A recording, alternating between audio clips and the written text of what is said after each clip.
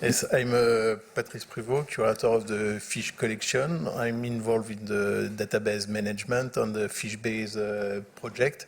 I work in the Boreal laboratory with Professor Philippe Kiss.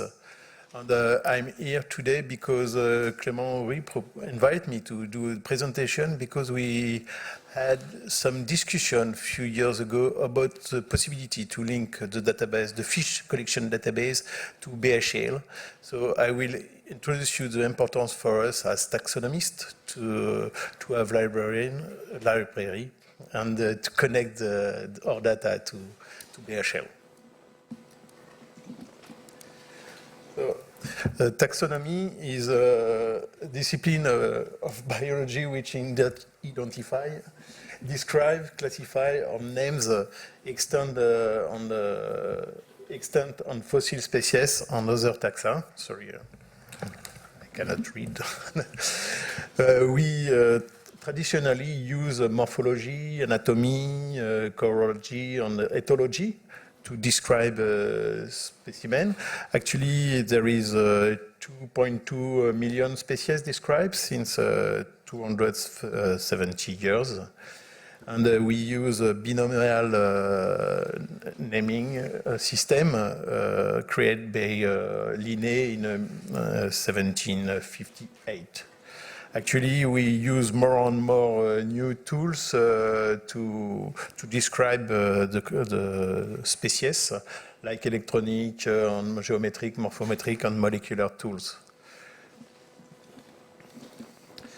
The method we use to describe is to compare the material. When we think we have an unknown specimen, we compare this specimen with the specimen that we have in our hand. And if it's not enough, we go to the collection and compare each publication is characteristic of a specimen. And then we decide if it's a new species or not. If it's new species, we do a publication and we depose a type in a collection.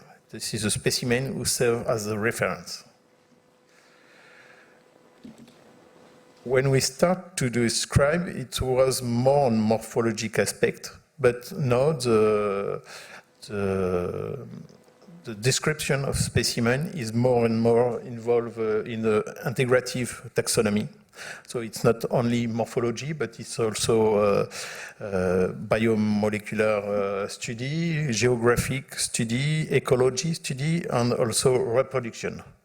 So from the classical collection, with only one specimen was enough to represent a type. Now we are more and more obliged to use enlarged specimen, but you will say extended specimens. And so this is the specimen, but also the tissue sample used to describe the DNA, the otolith scales, and all the prelevement that we can do on the specimen and useful for describe the specimen. We have also pictures, X-ray, and so on. Soon some CT scan. And we use also georeferenced data. And of course, we associate all the specimens to bibliography and DNA database. So in 1758, Linné can describe a specimen with only 2 lines. In 2020, Gaël et al. Use many pages to describe one specimen. In the same way, the ledger of the collection, to describe a collection, it was only 1 line. Here from Blicker in 1856, explained that this specimen come from Indonesia, and we have the list of more than 200 specimens come from this area. And now in our database that you can find on the website, we have many information on each specimen, including in our database. And we have also the last line, very, I don't know if you see it, but here it's the bibliography. The problem is that we describe species, taxa, but there is a lot of synonymy. So if we have 60,000, more than 60,000 original described names, only 46,000 are valid, and others are synonyms.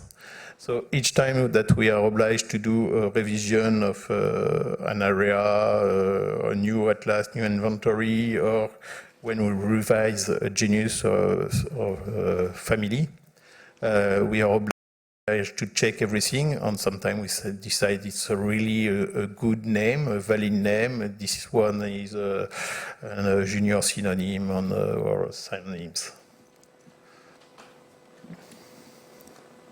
So the collection, as I say, include actually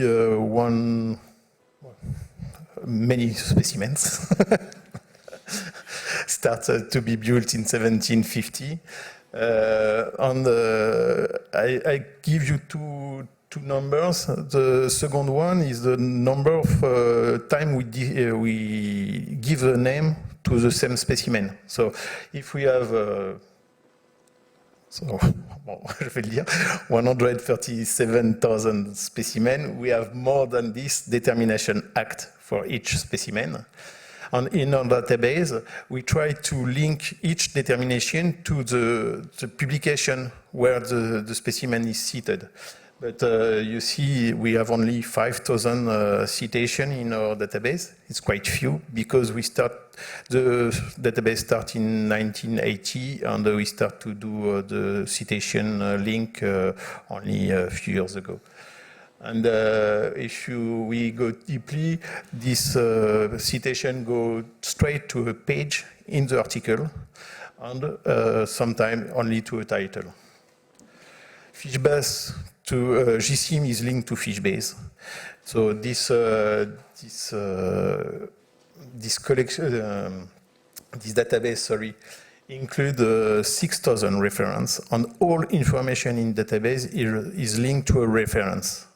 But if we consider this reference, only 6,000 are linked to a publication, and in Fishbase, only 10 are linked to BHL. So I think we have a lot of work to do and to develop this, but all this possibility to link the database are quite new for us. And also another very important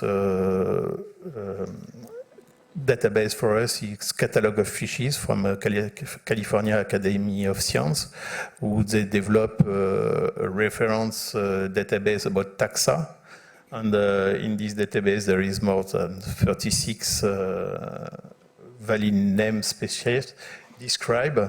And if we consider only one taxa, there is 44 references for this taxa that about different publications who sit and use this taxa.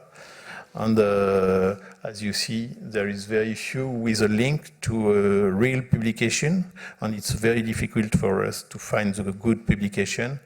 But we try to have a deep link between the different databases. So the question for us is which database we have to use to link our collection, GSIM or Fishbase. Do we have to go to the editor website? Do we have to go to Google Scholar or other kind of thing? Or do we have to link directly to BHL? It's hard work for us, and so we are open to the discussion about this. And further other question that we have in mind, it's so I explain which database, but which method do we have to use? We use Happy or manual digital entry? And also there is a problem is when we do a link, can we use BHL ID for IDs for book directly to the book, or is there some IDs for the pages and all of this? And Also, another problem is when there is a different version of a book, which version of the book we have to use to choose for work. That's it. Thank you for your attention, and open to discussion.